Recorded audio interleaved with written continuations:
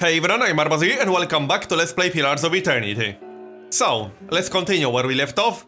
We got Hulk as our third party member. And I should probably get a room to get rid of my fatigue, but first, let's look around and talk with a few people. See if we can find anyone interesting. Oh, is that the guy I need to talk with?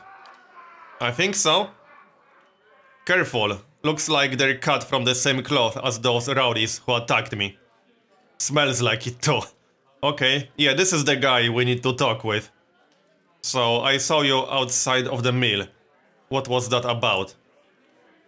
Well, someone fancies themselves a meddler, eh? What's that about? It's about Shamble thinking he's king of the town, on account of he's got the mill to his name. Okay? It's about him barely giving us anything for the wheat we bring him, and then cutting our purses when we need to buy grain. It's about farmers going hungry, while some bastard gets rich off their crops. That's what he's fucking about. Now shove off. Okay. What if I buy you all around? Will you talk to me then? Okay. Let's go with diplomatic. Fair enough. You bring us something to wet our throats, and might be I'll fill up to trading words. Alright then. So let's bring them something to drink then. How do you do? Anything I can do for you? Yes, you can.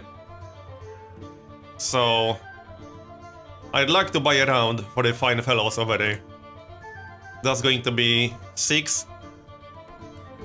Yep, sure, that's fine. Done. Let's have a chat again. This should be more talkative now. I've bought drinks. So you have. By the flame, I never thought I'd be so happy for a mug of the Bloodhound Shiz beer. Okay. Gods, that's good. Alright then. You've got my attention. What is it you've got to say that's worth a round of drinks? Okay. Look, there's no sense in threatening the miller. You have him up against a wall. Maybe you could ask some of the other villagers for help. Maybe you could tell me more about what's going on. Let's go with this option for now. I don't have 16 resolve, so this one is inactive. It's like I said, the miller's in charge of the grain prices.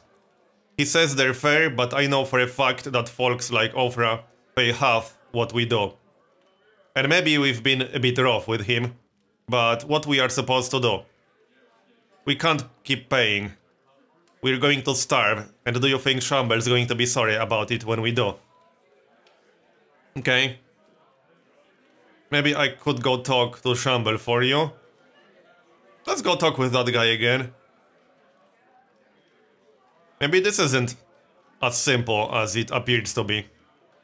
Ah, you think you'll get through to him when we haven't. The man's thick as a peat bog. I hear he got his soul red. Found his kin used to grow sunred trees for the Aegean lords, up until they figured out their side was losing.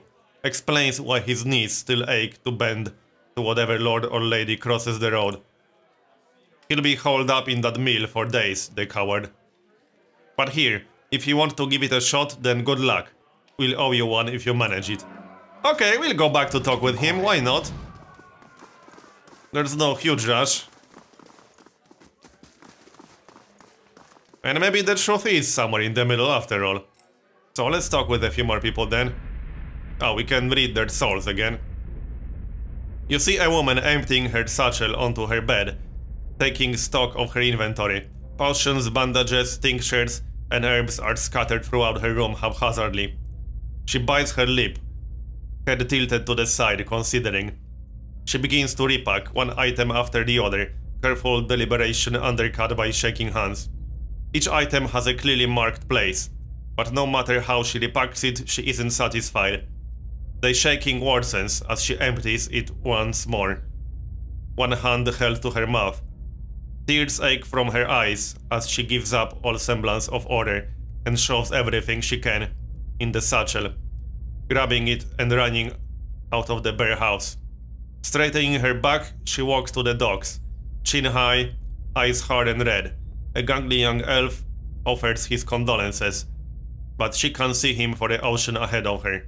She wanders the docks, offering her services as a doctor to any who will listen, anyone heading out on high tide. Less than an hour later, she watches her childhood disappear in the distance, a tiny speck of an island, and tries not to jump. Alright, so is there anyone else around here? What about this guy? You see a group of young men standing around a makeshift practice target. This man stands in the middle of them, explaining the construction and the use of a bow. He holds it up, pointing out each part as he speaks about it and what it does. He then walks away from the target, telling them to remain where they are, and takes up his place about 200 feet away. He carefully lines up his shot, explaining what he is doing as he does, and lets the arrow fly. It hits the target dead center, much to the surprise and delight of the boys near it. He smiles, walking towards the boys, talking about proper stance and how to most effectively hold a bow. A noise comes from the tree line near their practice venue, and he stops, scanning the walls, blue eyes squinting against the sun. A shadow moves, making its way through the forest behind them. He draws an arrow and lines up the shot, carefully tracking the motion of the hidden creature. Losing the arrow, he wastes no time and quickly grabs another. The boys spin, watching the arrow fly into the forest, immediately lost among the trees. There is sudden explosive movement in the undergrowth, as a deer erupts from the tree line, running across the edge of the clearing. The boys laugh, turning to joke with the man about his lousy shot. They stop talking, seeing him holding the bow, leading the deer with a knocked arrow. They drop to the ground as he loses his last arrow, which flies through and strikes the deer behind its shoulder, piercing heart and lungs, dropping it dead almost immediately. The boys stare at the deer for a few seconds and then slowly turn to look at the man newfound respect in their eyes. He smiles again and breathes a quiet sigh of relief. Alright, so before we go upstairs, let's take a look around some more. Is there anyone else in here? Can we go this way? No. This way? I guess she won't mind. Spawns hung by the fire, coated in brownish gunk. Okay, what's this? I don't think I want to loot that. I don't want to steal anything. Alright, looks like there's nothing to see here. Let's go upstairs then. And then I might go back to the mill to talk with that guy. See what he has to say. We do have one important information, that someone pays half the price. So we'll ask him about that. Maybe he didn't tell us the whole truth. So, can we talk with these people? Grab a drink, friend. Not much else of worth in this town, says the woman from Thane. Hey, we said we wouldn't mention Thane. Okay, whatever. More people over here? Reach out for the soul. You see a man soar through the air, hitting a nearby wall with a nauseating crunch. He doesn't get up. His attacker, a burly, clean-cut warrior with a carnivorous grin, turns and shoves his fist into the stomach of another assailant, removing another from the impromptu brawl. The bar is a whirlwind of elbows, knees, fists and feet, with no end in sight, and he is in his element. In the corner, three smaller men speak quietly, throwing malicious glances at the larger man in the center. He breaks a chair over a tattooed head, cackling. The trio position themselves in the three parts of the room, and with a third nod they charge. Unfortunately for them, the man sees them coming. Something in his eyes burns brightly, and the three slump to the ground in an agony that's all in their minds. The burly man bows to a room of the unconscious and incapacitated before sauntering out, off-key whistle trailing behind him. Alright. Are there any more people around here?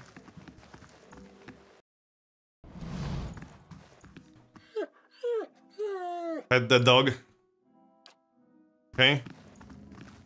Is there something this way? Okay, we're outside. Anything up here? Just a villager. No. Well, let's go back in then. I don't think we're quite done with this place. Let's go back inside. And look around some more. There's something in here. In guest. Well, I don't think we want to rob her all that much. Probably not. But I assume we could. If we wanted to. This place seems empty. Crowned behind the box is a drawing that shows Eothas and Lord Raedric in a compromising position. Okay. What's this? The Deerwood Part 1, Early Colonial History. Okay. Don't think I want to read all of that. Probably not. Lockpick? I can grab that. There's no one here.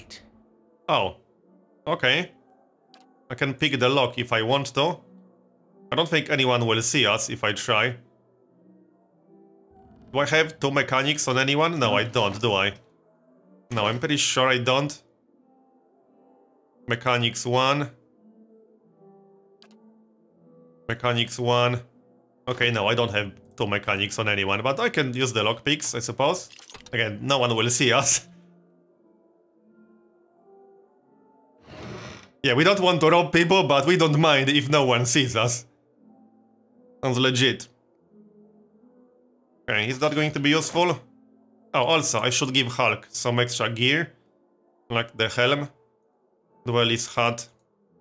Will this actually do anything? Oh, he already had something. Do I have better armor for him? I don't think so. I could give him a two-handed weapon. Instead? 10 to 15.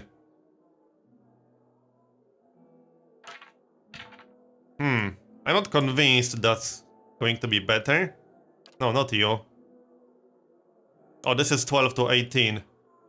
And this one is a two-handed weapon. But he is using 2 spears. Oh, and they also have bonus to accuracy. Yeah, I think I'll keep the bonus to accuracy for now. What about this? Is this any better? Let's see.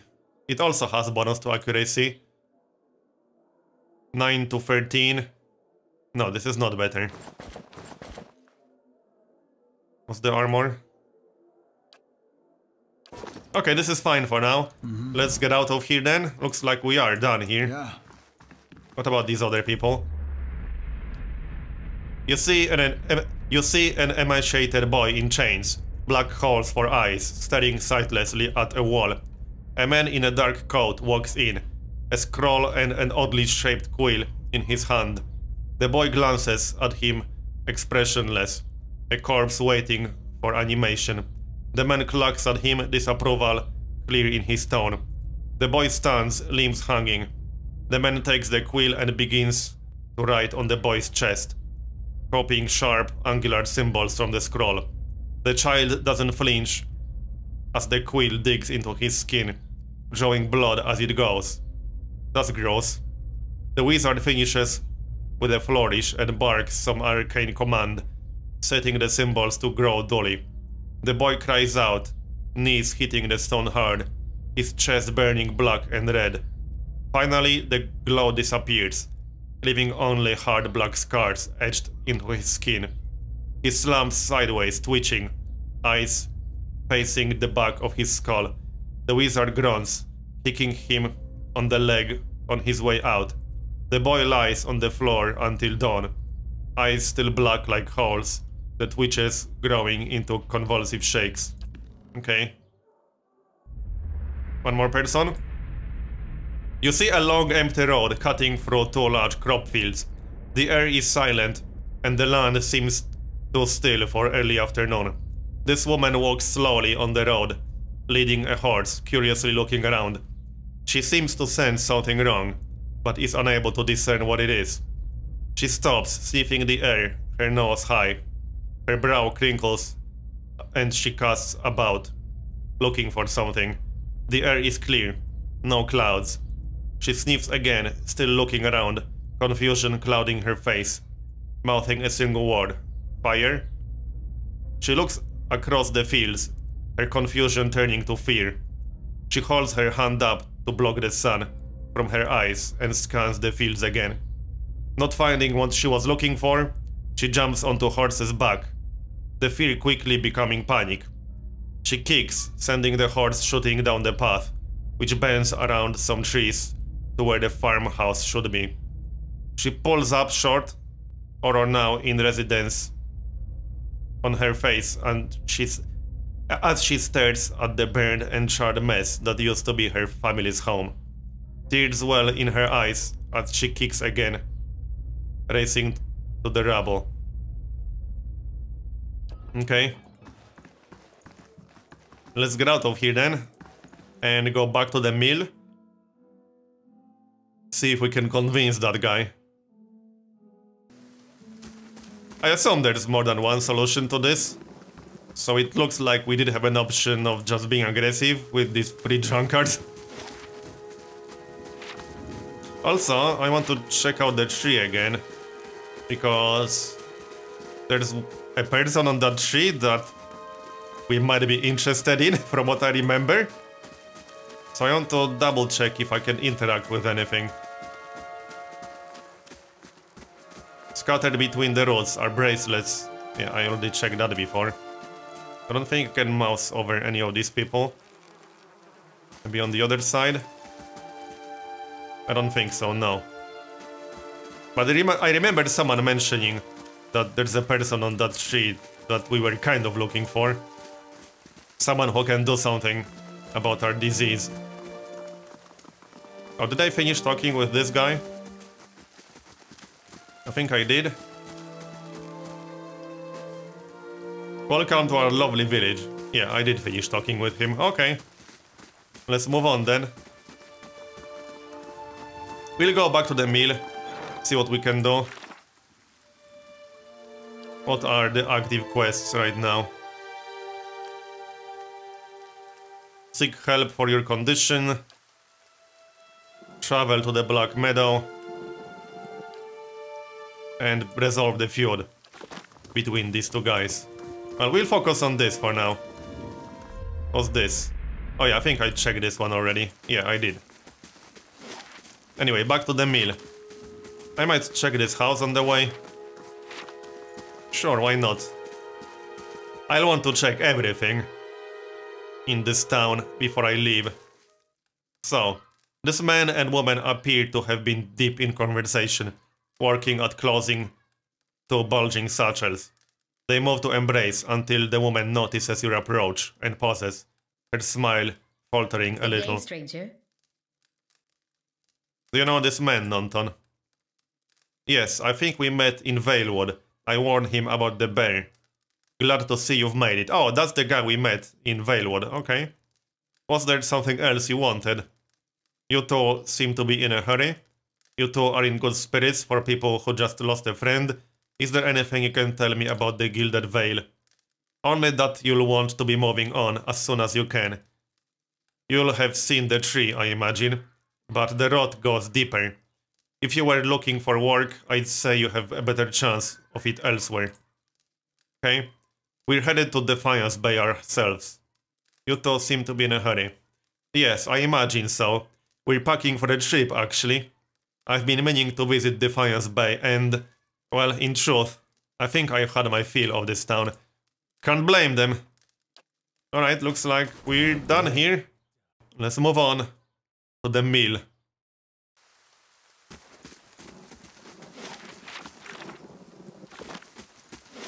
Up here. That's just a villager. Can I go through here? Yes, I'm pretty sure I can. What about this guy? Oh yeah, I think I did that already.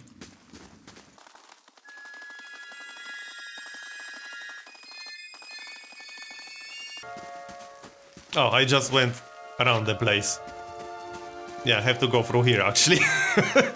That was not very useful. Let's make this a little bit faster. Just to speed things up. Alright, let's have a chat then. This should be interesting. Welcome. I spoke to Swainor.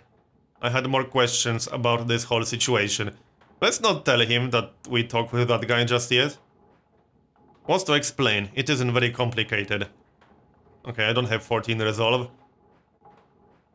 Seems like a pretty clean story for a messy situation. It's not. Look, Swainor's always been a rotten bastard.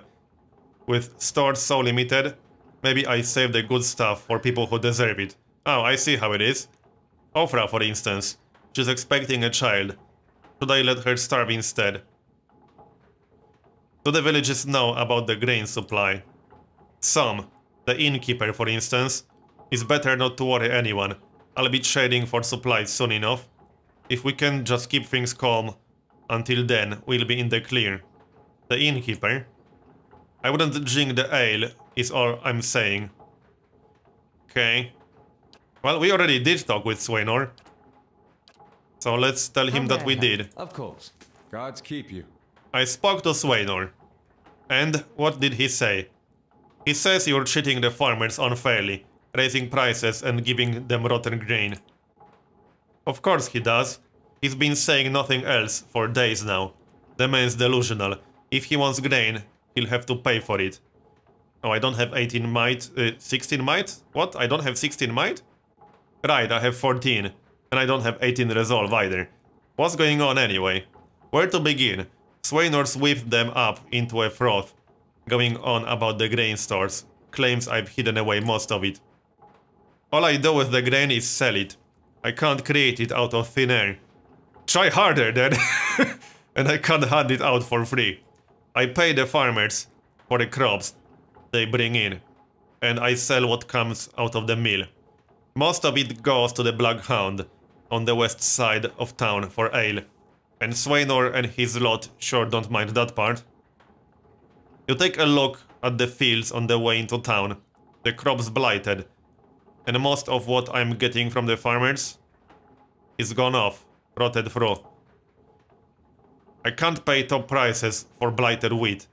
And I've barely got enough good grain to go around. Swainor's hauling after things he has no right to. Okay. How do you do? Well, what can we do about that then?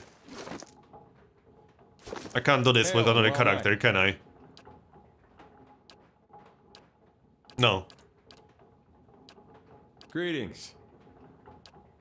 Okay, well... Yeah, I don't have 18 might on anyone anyway. Yeah. Right. I can go back to Swainor, I suppose. It looks like I would need higher attributes to deal with this guy. So let's go back. I'll speed this up a little bit. Since we're just running across the town. That's not particularly interesting. Do I need to visit anything else? Let's see, there was a house. Ofra's house. Oh yeah, maybe I should check that. Okay, let's check that out then. We can ask her about the grain or something. And maybe we'll find out if she has anything to say. Or maybe there are some more quests.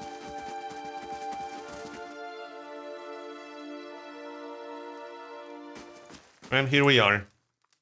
A Dirwodian woman is standing in front of the fireplace, humming a quiet tune to herself, or perhaps to her unborn child, or she's clearly quite pregnant.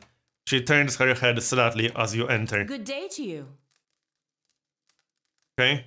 I just arrived in Gilded Vale. I thought I'd get to know the locals. Nice cat. Okay, nice cat. Oh, thank you. She's a sweetheart. Keeps the house clear of mice, too. Okay, we just arrived in Gilded Vale. Were you with one of the caravans? Master Odima's by chance? You knew Odima. Well, no more than most here, I'd say. He doesn't usually come this way. But they say he's a reliable old fellow. Wait, Why do you say no? Because he's dead. Him and the rest of the caravan. I'm sorry, but the caravan was attacked. I was the only one to survive. Ofra covers her mouth with a hand, eyes wide with horror. For a few moments, she can manage nothing but a strangled, voiceless gasping, her eyes brimming with tears. I knew. I told her it was a dangerous path to take. Kalisha was always so certain she could take on any danger. Oh, my poor sister. I'm sorry, stranger. I just can't believe she's gone. Okay. If only I hadn't called her here. If only I hadn't called her here. If I hadn't written to her. She might still be alive somewhere. Why did you send for Kalisha? Kalisha mentioned that she thought you needed help. Perhaps I can provide some assistance? Quit your sniveling. How are you going to raise a child if you're this weak? Okay, let's not be that guy.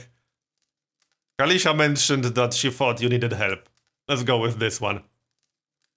Okay. That's kind of you to offer, but I don't know if I could impose this on you. It's not a small favor. I'm worried about the baby, about the legacy. I told Kalisha as much as I could, but all I know is that for a long time now, every child born in Gilded Vale has been soulless, empty. It's happened to many mothers, and Lord Ragic has exiled all of them, calling it a sign of the gods' disfavor. With my heart gone, I don't know how I'd manage if I lost my home too. I hoped Kalisha could help me. They say Ranga, the old midwife, knows a way to prevent a child being hollow-born, but she moved south to Anslog's Compass 2 seasons ago. The journey is too far for me. I can't make it as I am, but I don't have anyone else now with Kalisha gone. Please, can you help me? Okay, what's in it for me? I think I'll think about it if I ever head that way. I'll do it. You will. Oh, God bless you. Here, I'll give you a coin to pay her with. You needn't trouble yourself with that. I think it's a drink she functions out of, well, I'm not sure. But it shouldn't be too much of a burden to carry back. Gilded Vale, slight positive. Oh yeah, we got some reputation, okay. Anslog's Compass is what we call the lagoon to the south. You'll have to cross the wilds to get there. That's what keeps me from trying myself, okay? Thank you again, truly. You'll be saving us both. Well, Let's talk a little bit more. Can you tell me a few things about Gilded Vale? Tell me about the village. Let me think. We're farmers mostly. But there has always been work and opportunity for people coming in from elsewhere. In the old days, at least. The Black Hammer Smithery's been here for a long time. Whose lands are these? The Ragic family has held the title over these lands for generations. Their keep is northeast of here, past the Eastern Wood. I wouldn't go near. Okay. So, what else can we do? The smithery? I don't think there are any more houses that I didn't visit. Let's see. The Blackhound Inn, the temple. I'm not going into the temple yet. Windmill, smithery. It's just the smithery now, I think. Well, let's check that out then. I don't think I missed anyone that I would be able to talk with. I don't think so. I'm still looking at this tree. Did I finish talking with this guy? Yes, I did. Alright then.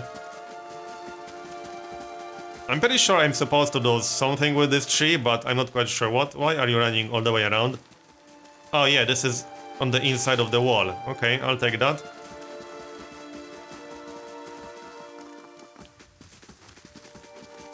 Let's go to the smithery then. Right here. You must gather your party before venturing forth. Yeah, yeah.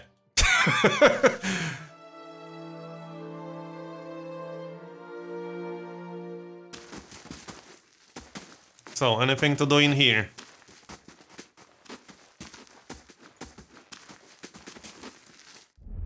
I don't want slow mode. No, I want, like, regular. Not slow or fast. What? That's a bit weird. Hail and well met. Anyway. Do I have anything else to sell? I don't think I have anything to sell. I could sell some of that armor, I don't think I'll need it all that much. And some of the weapons. There's no huge rush to sell anything though. Okay, looks like we're done for now. I'm still not sure what to do with that tree. I'm pretty sure I'm supposed to do something with it. Seek help for your condition. Someone in Gilded Vale will know what to do. Maybe I should just get some rest. I mean, I have to remove my fatigue anyway. And maybe it will change something. Okay, let's get some rest. And perhaps that will actually do something. Alright. And we can have a look around tomorrow. Okay, let's have a rest then. How do you do? I'd like a room, please. 0, the common room, +2 resolve, +1 perception, +1 mechanics. Yeah, these are kind of expensive for me right now. We'll take the common room, it's fine. What's this about? A dream or something? Okay. Your sleep is restless and fevered, assaulted by hisses and whispers, blanketed with a suffocating anxiety. You open your eyes to awaken, to find yourself in front of Gilded Vale's gallows tree. The creaking of its ropes growing louder in your mind until the sound is deafening. Hanging from the tree is an old dwarf woman whose face has shriveled inward like a moldering fruit. Her head hangs limply to one side. As you look at her, she looms larger and larger in your mind, until she is mere inches from your face. Suddenly, her head snaps up, and her eyes open, and they are empty, and behind them is a vast nothingness that makes your stomach drop. Her mouth slowly parts, and with a gust of rancid air she speaks a word. Watcher. You jolt awake, the foul smell of the dwarf woman's breath still permeating your nostrils. Sweat runs down your face in thick droplets, and your skin is soaked from head to toe. You remember the woman. You remember seeing her decaying face when you spoke with the magistrate. She called her an animancer. Though it fills you with a new queasy apprehension, you feel a strange compulsion to see this woman once more, if only to confirm she's truly dead. Okay, so we need to go back to that tree then.